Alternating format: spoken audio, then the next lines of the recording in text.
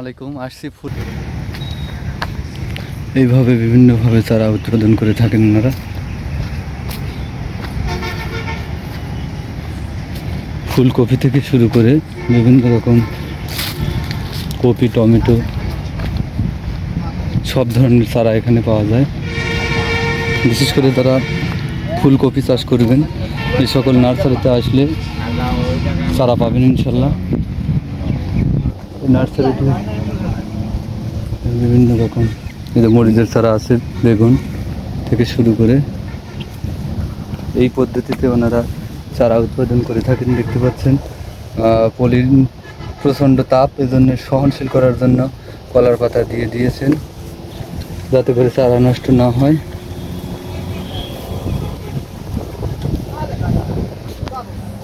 দেখতে পাচ্ছেন এই পদ্ধতিতে চারা উৎপাদন করে থাকেন ওনারা।